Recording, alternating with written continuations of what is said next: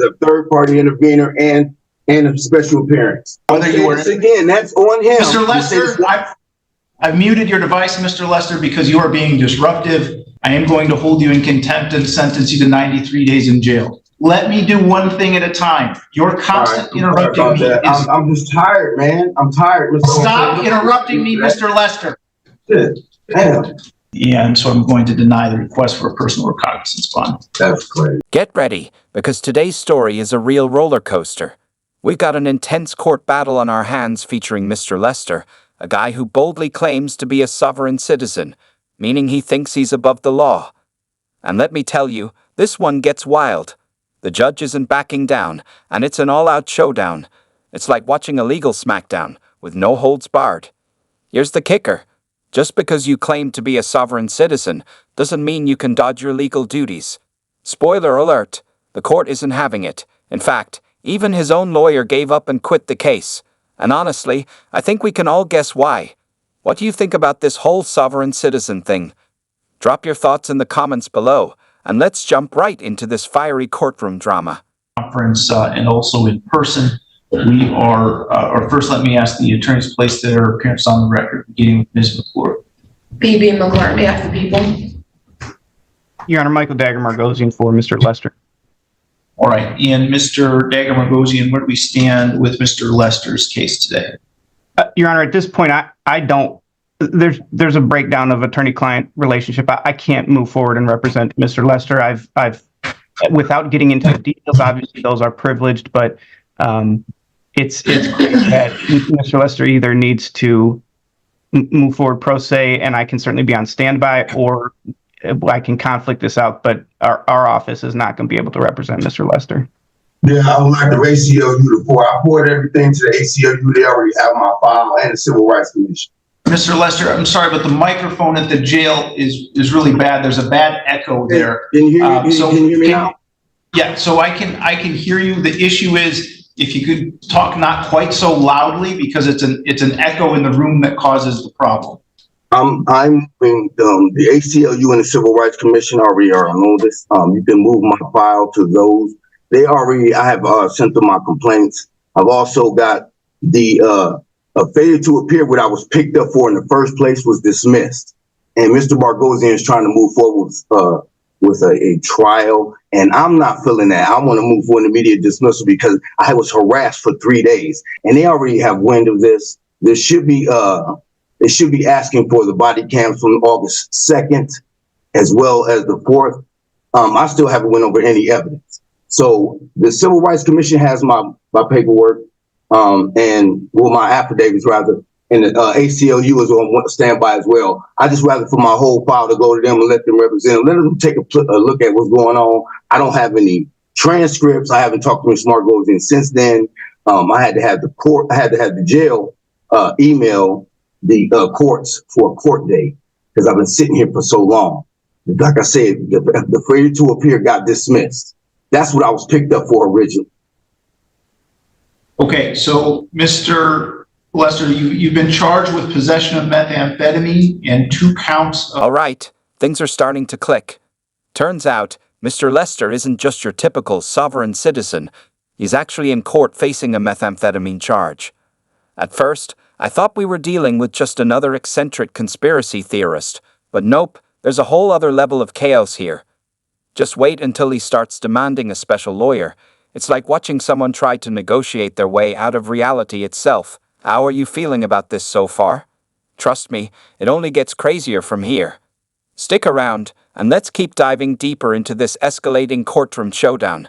By the public defender's office, and they are requesting to withdraw as your attorney at this point. If that were to happen, another attorney would be assigned to you.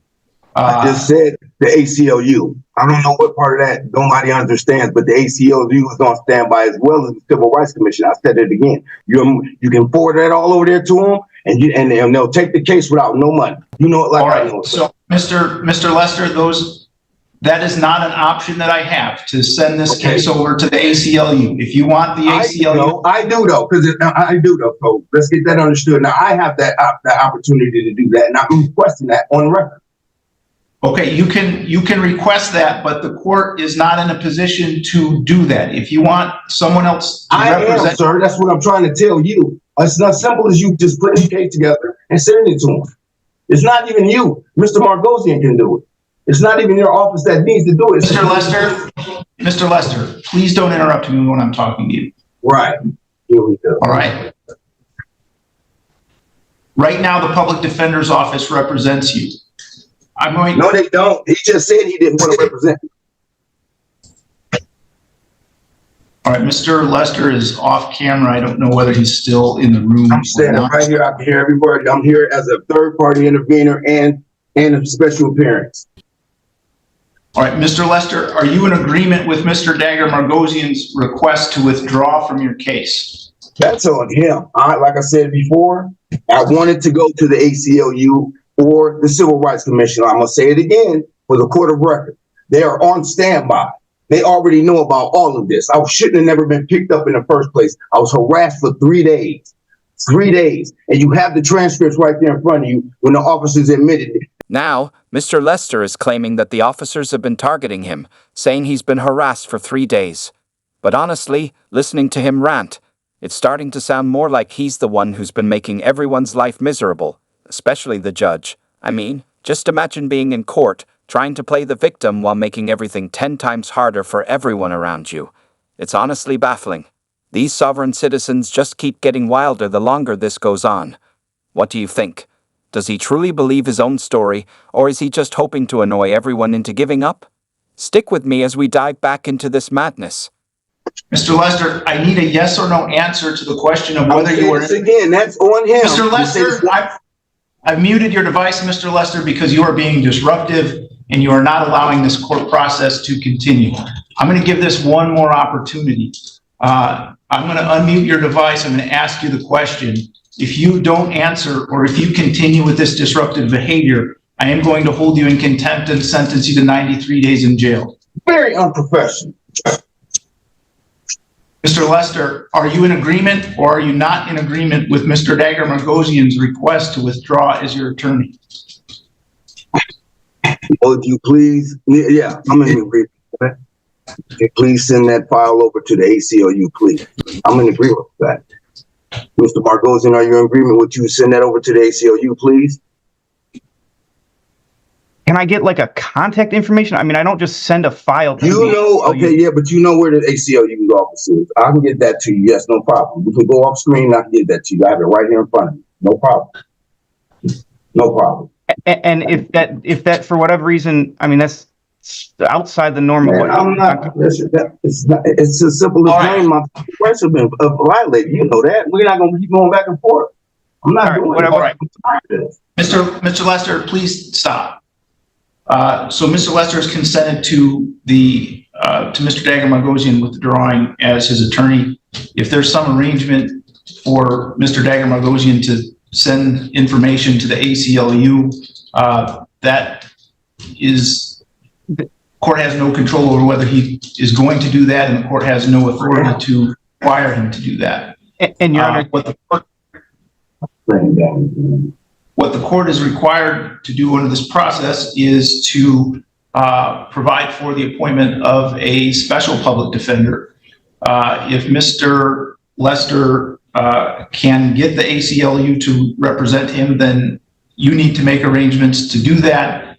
And if there's an appearance filed by the ACLU, then they are welcome to represent him. But as it stands now, he is without attorney, and the court will make the appropriate arrangements to have a special public defender appointed. If the ACLU wants to substitute in place of that person, they are welcome to do so. Yeah. I also like for a PR bond. I've been sitting here almost 180 days. My bond is ridiculous. My family's not going to be able to pay that. All right, I will adjourn this case to February 7th. I'm requesting a bond, please, for the court of record. Mr. Lester, let me do one thing at a time. You're constant interrupting me. I'm just tired, man. I'm tired. Stop interrupting me, Mr. Lester. Is this guy completely out of his mind, or is he just playing a part? Honestly, if he hadn't gotten into trouble in the first place and actually worked with his attorney, he could have been out on probation by now. But it almost feels like he wants to stay in jail longer. Is this some bizarre strategy? Because I've never seen anything like it before. The way he's pushing the judge's buttons and practically begging for a contempt charge is wild. Seriously, contempt of court is no joke. It can add days or even months to your sentence. Does he not realize that? Or is he just relishing the chaos? Maybe it's both. It's like he's trying to win the most annoying defendant of the year award. How did it, man? Pretrial is adjourned to February 7th at 8:15 a.m. Mr. Lester has made a request for a personal recognizance bond. Court has addressed the issue of bond with Mr. Lester numerous times previously. My decision on bond and reasons for it at this point have not changed. Supposed to be professional. Mr. Lester currently has a Too expensive, sir. Too expensive.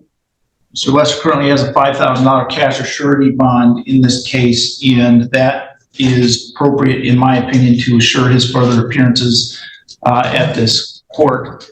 And so I'm going to deny the request for a personal recognizance bond. That's crazy. Because I ain't white. Mr. Mark, go to Mr. Lester.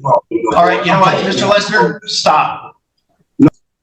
I muted your device, Mr. Lester. You have been warned repeatedly by me in this hearing as well as in other hearings. You are in contempt of this court as a result of your behavior here today. It's a sentence of the court that you served 93 days in the Lenawee County Jail.